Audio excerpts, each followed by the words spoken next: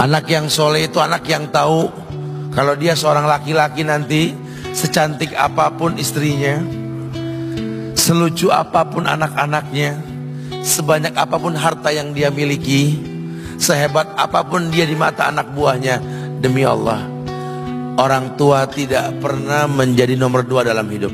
Ini banyak orang yang suka salah ini. Cuma gara-gara dunia, orang tua panjang mata menanti kedatangan anak. Jangan ya. Jangan. Anak yang soleh tahu sekali, sampai kapanpun ibumu, ayahmu. Sampai kapanpun. Dunia nggak membuat dia lupa ada berkah keramat dunia hidup di atas muka bumi ini. Dia nggak repot datang ke makam-makam para wali. Orang tua nomor 1 yang dia temui. Ini orang hebat.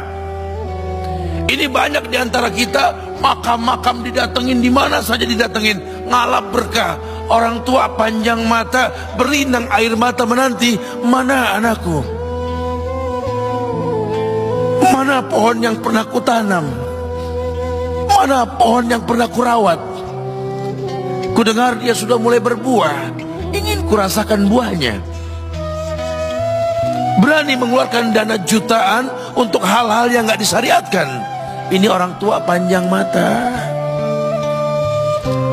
Rela ndak rela, orang tua kita akan mendengar dan melihat. Ma, aku pengen nikah, aku pengen berkeluarga, Ma. Ya orang tua ya seneng lah. Cuma kalau inget metik buahnya belum terasa, ya ada perasaan kayak gimana gitu loh. Karena dia tahu setelah ini dia akan menikah, bahwa anak orang ada kehidupan yang berbeda yang bakal dia rasa. Orang tua makin hari makin rentan, bukan makin seger. Yang perempuan dibawa orang, ya Allah. Baru kemarin perasaan mainin poni ini anak perempuan kita, betul. Baru kemarin mainin kepangan rambutnya, ya Allah. Ya Allah, baru kemarin perasaan saya titah dia, titah, ya Allah. Belajar jalan, bisa berlari bawa sesuatu, coret-coret tembok, aduh Masya Allah. Sekarang udah gede, dibawa orang, ya Allah, Masya Allah. Yang laki dekat sama mamahnya. Baru kemarin tangan mungilnya kita tuntun, kalau kelepas dia nangis, betul. Sekarang tangannya keker besar, tangan ibunya keriput, betul. Mau nangkep tangan anak pun sudah mulai susah. Nebawa anak orang datang dengan gagah, cium tangan, cipika-cipiki, udah. Ma, kita jalan dulu Ma ya. Udah Mama, udah.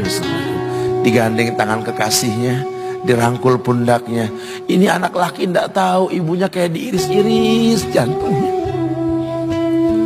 Dia lihat tangannya yang keriput, ya Allah. Udah berapa lama tangan ini nggak dibawa sama anak ini? Udah berapa lama tangan ini nggak digandeng sama anak saya? Kita merasa bangga akur merangkul istri kita, ibu kita ngelihat pundaknya. Udah berapa lama pundak ini gak dirangkul seperti itu, ya Allah. Dulu aku berdandan secantik-cantiknya, aku dandankan anaknya, aku bawa di hadapan kawan-kawanku, bangga. Anakku. Tapi dia gak pernah berdandan rapi, membawa aku ke hadapan teman-temannya. Lihatlah ibuku. Ibunya sudah kebayang, ya Allah, ini anak bakal minta nikah sebentar lagi. Yang wajar kalau orang nanam pohon pengen metik buah, wajar. Ini buah belum terasa, pohon sudah mau dibawa. Kebayang tidak? Ya Allah. Mulai dia kebayang. Sehingga rasa-rasa seperti ini menjadi tumpukan rasa di hati orang tua kita, yang nanti pada akhirnya dia pun bakal kembali ke hadirat Allah, kita pun bakal kembali ke Allah, betul? Sementara yang namanya kemuliaan datang dengan cara sabab yang benar. Ridallah fi ridal walidain wa sukhtullah fi sukhtil walidain. Ridaya Allah ada di ridho orang tua, murkanya pun sama. Karena semua ibadah yang dia lakukan berujung pada surga. Dan yang paling gampang ketika dia mau menaklukkan dunia, demi Allah, berkah orang tua dulu yang dia ambil. Ini dirasa oleh orang mulia yang Nabi katakan, innahu min ahlis sama, innahu min ahlis sama. Manhu? Siapa dia? Sahabat, manusia yang pernah hidup zaman sahabat tapi nggak ketemu Rasul, yang bernama Uwais Al-Qarni, pemuda miskin pengembala kambing di negeri Yaman. Padang tandus yang dia tinggal di situ, yang dia kesampingkan hidupnya untuk ibunya, untuk ibunya. Tidaklah terucap kalimat satu yang ingin ibunya pengen, kecuali Uwais pasti akan melakukannya apapun, dan ibunya cacat. Apa kata Uwais? Tidak akan pernah terlontar kata dari mulut ibuku kecuali kan kulakukan yang dia inginkan. Masya Allah. Ibunya cacat dan dia menomorduakan diri, yang penting orang tuanya dulu. Hingga satu waktu ibunya berkata, wahai Uwais, ibu sudah tua. Andai kematian mendatangi ibu, ada beberapa keinginan yang ibu pengen merasakan keinginan tersebut. Mungkin enggak ya? Apa Bu? Katakan. Ibu pengen haji.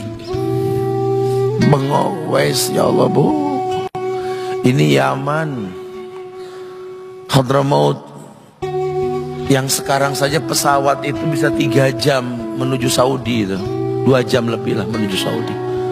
Ini lebih jauh lagi, kebayang berapa ratus kilo, berapa ribu kilo nggak tahu. Ya baiklah ibu, kata Wes, aku tidak pernah menolak permintaan ibuku, tapi kali ini aku tidak bisa menjawab karena mikir gimana caranya ini. Apalagi dia seorang pemuda yang punya penyakit sopak, ada tanda-tanda putih di bagian badan itu kayak pano besar gitu. Udahlah, terserah gimana nantilah. Yang penting ini nomor 1 dalam hidup ini. Dia beli seekor anak sapi, digendong tiap hari itu sapi sama si Uwais menuju puncak gunung. Turun lagi, gendong ke atas, turun lagi tiap hari. Sampai orang bilang, Uwais gila no. Orang sapi dipiara, dia digendong tiap hari naik gunung yang tinggi. Sampai nggak berasa, dikatakan 8 bulan dia lakukan itu. Sehingga terbentuklah fisiknya yang bagus karena olahraga tiap hari bawa itu sapi. Dan sapi itu makin berat, dalam hikayat dikatakan sampai di atas 100 kilo itu sapi. Kemudian dia tetap gendong ke atas dan dia yakin, bismillah saya yakin, sampailah bulan haji. Ibu naik ke pundakku, digendong ibunya dari negeri Yaman. Subhanallah, gak ada yang gak mungkin. Lihat, dibawa ibunya ke Mekah, bertawaf di Ka'bah, dunia menyaksikan. Bahkan hikayat mengatakan dia sempat bertanya kepada sahabat Abdullah bin Umar, aku telah menggendong ibuku dari negeri Yaman menuju Mekah, bertawaf di Ka'bah ini, sudahkah aku membayar jasa ibuku? Apa kata sahabat Abdullah bin Umar? Bahkan satu hentakan napas pun ketika melahirkanmu belum terbayar. Bahkan satu hentakan napas pun ketika melahirkanmu belum terbayar. Dia selesaikan tawafnya, dia selesaikan tawafnya. Selesai tawaf, dibawa ibunya ke makam Ibrahim untuk sholat 2 rakaat. Selesai sholat, dia angkat tangan, dia berdoa kepada Allah, ya Allah, ampunkanlah ibuku ya Allah. Ampunkan ibuku ya Allah. Masukkanlah dia ke sorgamu ya Allah. Masukkan dia ke sorgamu ya Allah. Ibunya berbisik, Uwais, sudahlah, mintalah pada Tuhanmu ampunan untuk dirimu dan sorga untukmu. Wallahi wahai ibu, Allah ampunkan kamu, Allah masukkan kamu ke sorga, cukup untukku. Ridhomu yang kubutuhkan wahai ibu. Lihat, manusia saleh, hasil doa Rabbi habli minas salihin. Lihat, makanya ketika Nabi mengatakan innahu min ahlis sama, ini manusia penghuni langit, Umar, Ali, temui Uwais.